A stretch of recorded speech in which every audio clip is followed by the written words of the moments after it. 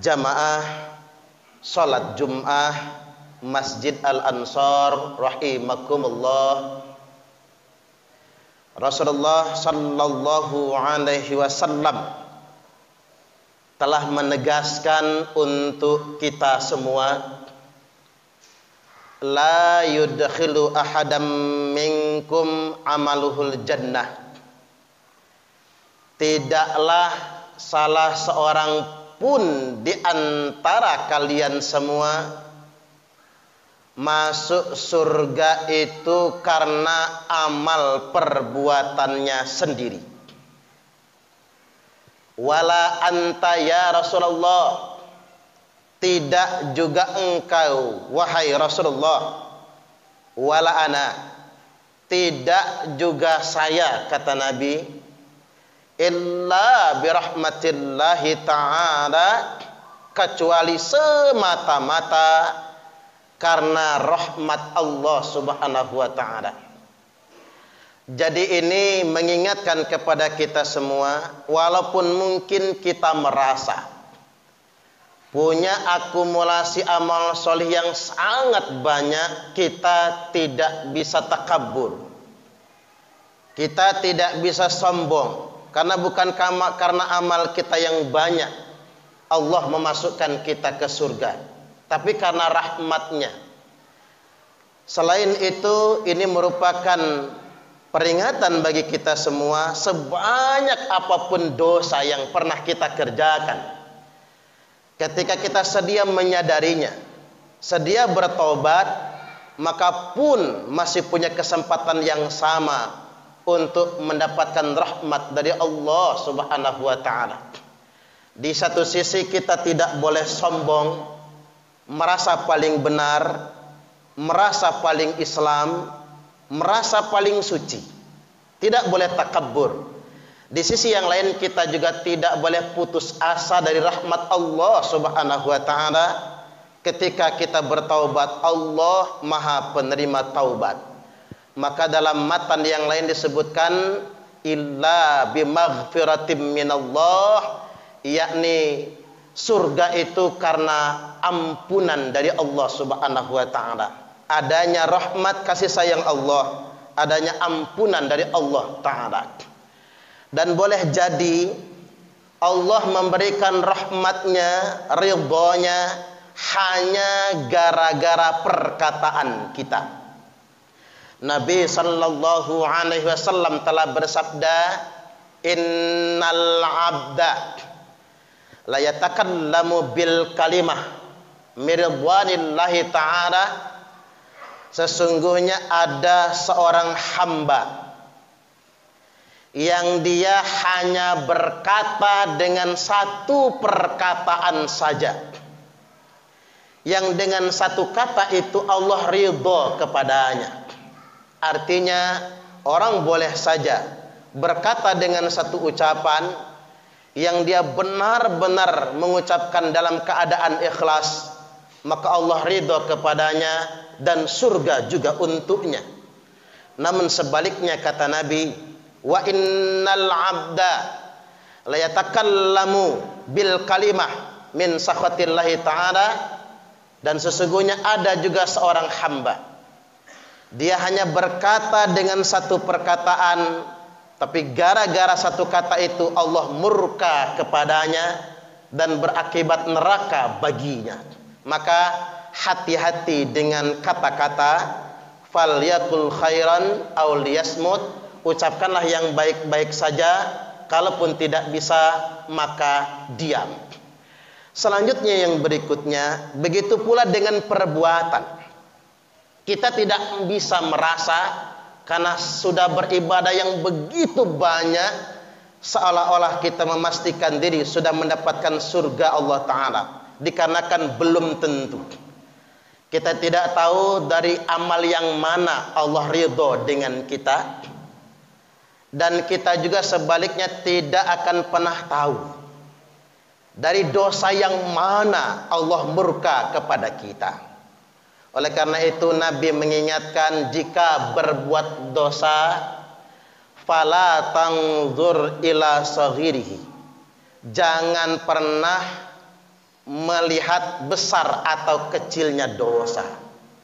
Walakin inzur ila man asaitah, tapi lihatlah kepada siapa engkau sedang berbuat dosa.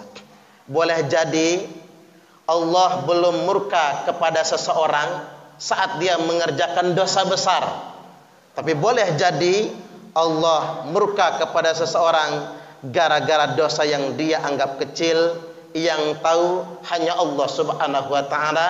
Maka orang yang beriman tidak akan pernah membeda-bedakan mana dosa besar, mana dosa kecil, karena semua dosa sejatinya adalah dosa kepada Allah Subhanahu wa ta'ala. Selanjutnya jamaah Jum'ah rahimakumullah, Rasulullah sallallahu alaihi wasallam telah mengingatkan kepada kita semua, inna ahadakum la ya'malu bi'amali ahlil jannah, sesungguhnya ada seorang di antara kalian semua yang sepanjang hidupnya mengerjakan amalan ahli surga, hatta ma yakunu bainahu wa bainaha illa dhira', sampai-sampai tidak ada jarak antara dirinya dengan surga kecuali tinggal hanya sehasta. Namun sayang, sesaat lagi dia hendak masuk surga. Fayasbiqu alaihil kitab, ketetapan Allah mendahuluinya.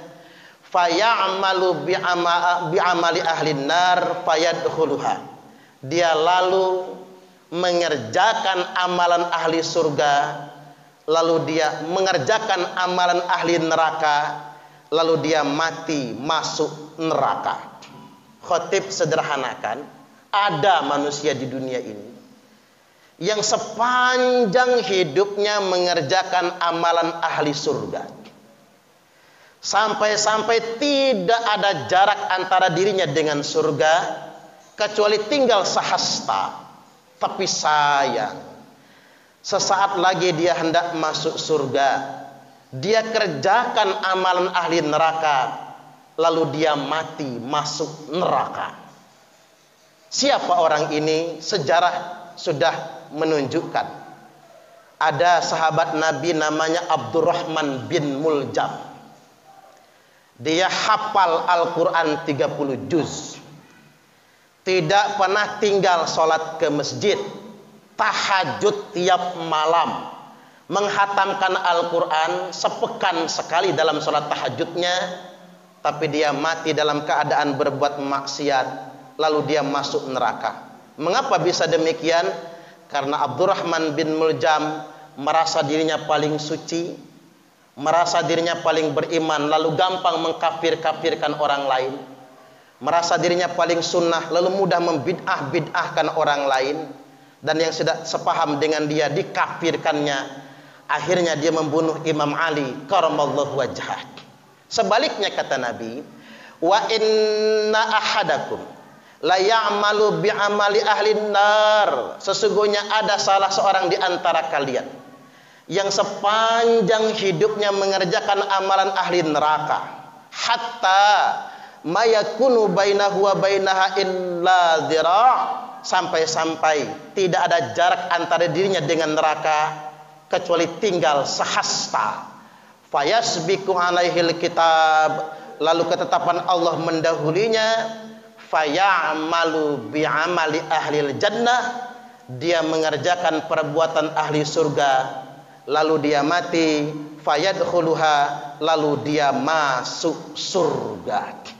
Dalam hadis sahih ditunjukkan ada seorang ahli maksiat yang sudah membunuh sampai 100 orang, tapi taubatnya diterima oleh Allah Subhanahu wa ta'ala.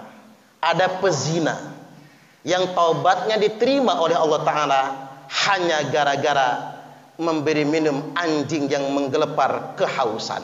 Tegasnya jamaah Jum'ah, kita ini masih hidup di dunia, tidak ada yang tahu pasti kita ini bakal masuk surga atau bakal masuk neraka. Maka sebanyak apapun amal kita, tidak usah merasa benar sendiri. seolah-olah sudah menjadi bagian ahli surga. Hanya saja mari kita beramal semata-mata hanya mengharapkan ridho Allah semata.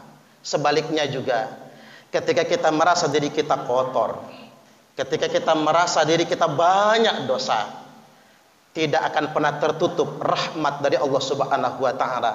Maka jangan pernah berputus asa dari rahmat Allah. Bertaubatlah dan kembalilah kepada Allah Subhanahu wa taala. Innallaha yaqbalu taubatal abdi ma lam yughargir. Karena sesungguhnya Allah senantiasa menerima taubat hambanya selama nyawanya belum mendesak-desak di tenggorokan. Innamal a'malu bil khawatim. Pada akhirnya amal manusia hanya tergantung akhirnya. Mudah-mudahan kita semua diwafatkan dalam keadaan husnul khotimah.